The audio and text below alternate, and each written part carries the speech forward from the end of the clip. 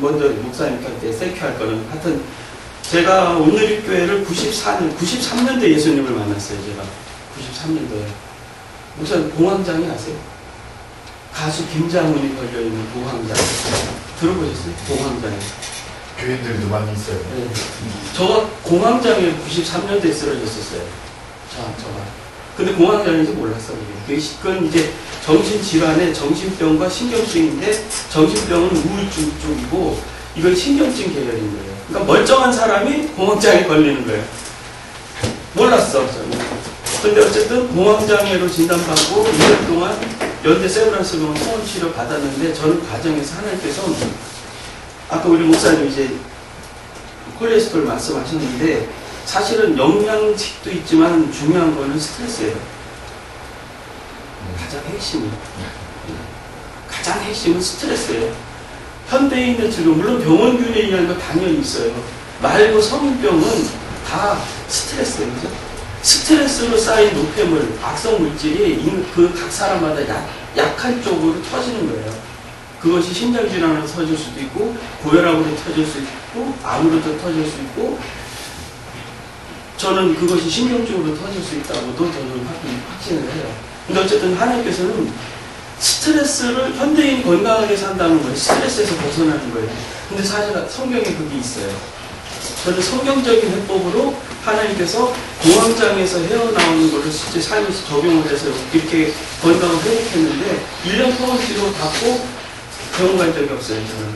근데 더 중요한 건 뭐냐면 공황장애였지만 공황장애는 사실 근본 원인이 스트레스예요. 스트레스를 어떻게 벗어나느냐가 사실 건강한 삶을 누릴 수 있는 신앙의 길이거든요.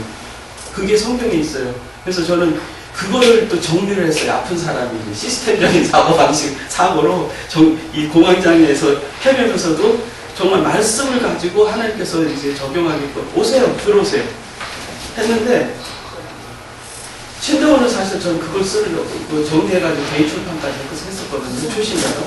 근데 하나님께서는 신대원의 그거를 논문 쓰려고 했는데 막으시고 생각지도 않은 이 컨설팅 쪽으로 먼저 방향을 잡아주시더라고요. 그래가지고 이제 컨설팅 부분은 어느 면에서는 이것이 총론설 해가지고 제가 이 컨설팅의 교회 시스템적인 컨설팅의 이론은 사실 이걸로 정리가 됐어요. 그러면 이제 하나님께서 그 다음 사역에 부르시잖아요. 그러니까 공황장애는 예전에 하나 정리했고 이거 정리했고 또 하나는 지난 4개월간은 제가 안산에 있는 노인 요양원에 이제 아는 목사님 이제 운영하시는 요양원에서 요즘 노인 요양 시대잖아요. 복지를 모르면은 또 이게 이런 컨설팅 사역을 못 하잖아요. 하나님의 또 은혜로 4개월 동안 제가 요양원에 70인 베드인 요양원에 사무국장으로 제가 섬겼어요. 사무국장. 그래서 목사님이 놀라셨어요. 진짜 뼈만 남았었어요. 뼈만. 지금은 많이 회복됐죠. 결론입니다. 행정기관과 연결된 복지시설 사역을 하면 안 돼요. 목회는. 이제 정부가 똑똑해졌어요. 그래서 쉽게 말하면 옛날에 의료보험 생기기 전에는 병원을 도웁시다 하는 얘기 많았어요. 그래서 병원을 도왔어요. 의료보험이 생기기 전에는. 노인 요양원도 장기요양보험이 생기기 전에는 도왔어요.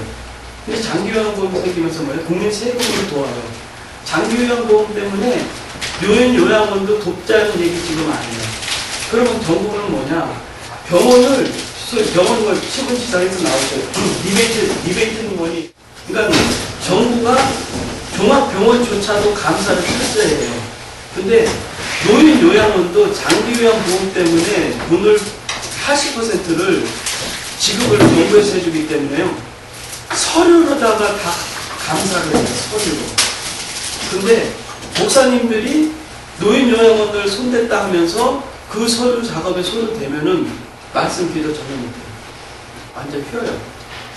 그래서 주변에 계시는 분 중에 나 우리 요양원 잘하고 있다고 하시면 그분이 실제 그 업무에 대해서 그냥 복지사 세워가지고 떼내주고 손을 대지 않는 이상에 당신께서 요양원에 대해서 내가 일주일에 몇 번은 가고 한다고 하시는 분들 기도해 주셔야 돼요. 그래서 어려워요. 말씀 안 들을 정도로 정부에서는 엄청나게 스트레스를 가해가지고 잡아요. 그래서 결론 내린 게 옛날 같으면 복지시설도 하실 때입니다. 근데 저 4개월 동안 하나님께서 정리해 주신 건 정부와 연결된 복지시설 사업은 이제 절대 하지 마십시오. 라고 제가 컨설팅이에요. 그 다음에 뭐냐. 사실은 저는 오늘 컨설팅도 컨설팅이지만 지금 말씀드리는 걸 모두에서 먼저 말씀드리고 싶어요. 왜 송탄에 있는지 좀 송탄했어요.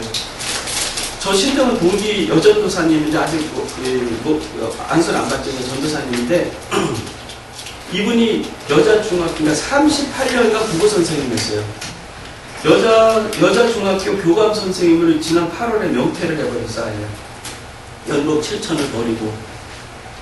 그 쉽지 않잖아요. 연봉 7천 버리고 명퇴한다는 건. 근데 이분은 비전을 본 거예요. 뭐냐면, 입학사정관제 다 들으셨죠. 그래서 목사님들은 지금 오늘 이 시간에는 제가 이제 우리 이제까지 목사님께 말씀드렸던 교회 컨설팅 방향하고 전혀 다른 쪽으로 말씀드릴 거예요. 하나님께서 그걸 보여주기 때문에. 근데 목사님은 아예 야위셨어요. 괜찮으셔요, 어떻게. 아니, 금식하셔야 왜 야위셨네. 어떻게. 아니, 얘기하시다. 본론으로 들어가시다. 본론으로. 교회 목회에 이제는 생각을 완전히 바꾸셔야 돼요. 목회 방향을. 저는 이제까지 시스템적인 쪽으로 말씀드렸었어요. 시스템적인 쪽으로 했는데 이제는 제가 송탄에서 그분이랑 연결이 됐는데 그 삼선위원했던 신문지상이 얼마 전에 나왔어요. 김영광 위원이라고 신문지상에서 보셨어요? 그분 소천했다고. 김영광 위원 삼선 때. 그분이 뭐 했냐면 여의도에서 빌그레암 집회할 때에 여의도 광장을 김정환 목사님이 쓰셔야 되는데 그 당시만 해도 그만큼 그 상공시대 때 그만큼 모인다는 큰일 나잖아요. 근데 이분이 영향력을 발휘해가지고 63 여의도 광장을 쓰게끔 한 역할 때문에 그분을 안게 된 거예요. 그때부터요.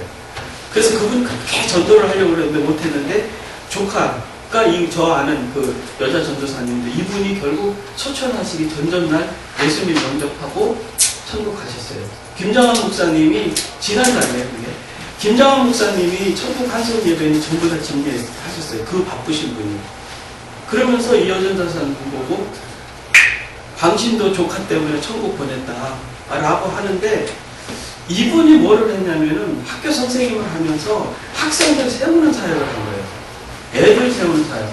반에서 36명이면 거의 35든 36든 꼴찌하던 애를 이분은 그 은사를 가진 거예요. 이렇게 딱 보면은 성령께서 주신 은사가 딱 보면 아 인물이구나 이거를 뽑는 은사를 하나님께서 주셨어요. 어쨌든 하나이가 그런 애고 잠만 자는 애를 멘토를 한 거예요. 멘토를 해가지고 얘가 살아나서 중학교 졸업할 때 1등으로 졸업하고 그 평택에 가면 신안고등학교라고 있어요. 그 백양에서 하는 신안고등학교 4등으로 들어가고 지금 아주대 간호학부 2학년인데 1등하고 있어요. 장학생이. 그러니까 반에서 중1 때 꼴등에 있던 애가 깨어나가지고 자기 비전을 바라보는 단계까지 세우는 사역을 이분이 한 거예요. 그런데 지금 시대가 어떻게 변했냐면 입학사정관이라는 것이 내년도부터 본격적으로 열려요. 그래서 우리 목사님들도 포커스를 입학사정관에다가 사실 이제 맞추셔야 돼요. 입학사정관. 입학사정관이 뭐냐면은 개인의 포트폴리오인데 포트폴리오 들어보셨죠? 포트폴리오는 뭐냐면 내가 자격증 딴 거 아까 소개니 이런 거 다 정리해서 비주얼하게 나를 보여줄 수 있는 자료를 준비하는 게 포트폴리오예요. 이거는 대학교 갈 때 입학사정관에 낼 뿐 아니라 취업할 때도 필요해요. 그럼 제가 여쭤볼게요. 우리 크리스찬, 건강한 사회인이 되려면 목사님, 누가 건강한 사회인이라고 생각하세요? 건강한 사회인은 뭐다? 정의 한번 내려보세요. 건강한 사회인. 한번 다 생각해보세요. 남아서 먼저 해보세요. 건강한 사회인. 결국 뭐예요? 건강한, 성도도 사회인이잖아요? 건강한 사회인으로 살려면 어떻게 사는 삶을 살아야 되는 사람들이 건강한 사회인이다. 한번 정의 한번 내려보세요. 지금요, 이거 풀으셔야지 돼요. 이게 전도 전략까지 가는 거예요, 이게. 생각해 보세요. 건강한 사회입니다. 목사님 한번 생산하는 사람. 생산형 목사님 건강한 사회입니다. 우리 성도가 정말 건강해. 그거는 성도니까 뭐 전도 대상자도 마찬가지죠. 건강해. 그 건강한 사람들은 우리가 기준을 어떻게 잡을까? 건강해야 됩니다. 건강해야 네, 돼. 육체가. 근데 육체가 건강해도 스트레스 받진 않아야 돼. 육체가 건강하려면 스트레스 받지 않는 삶을 사는 사람이 사실 건강한 거예요. 그럼 어떤 삶이죠? 사람의 관계성이 좋은 관계성도 물론 좀 있을 수 있어요. 근데 더 중요한 건요. 우리 이제 이건 저는 크리스찬, 난 크리스찬 다 어우러서 얘기하는 거예요. 하지만 크리스찬 관점에서 하나님께서 주신 은사와 열정에 맞는 직업을 선택해서 그거에 온 힘을 다할 때 건강한 삶이 있는 거예요. 맞죠?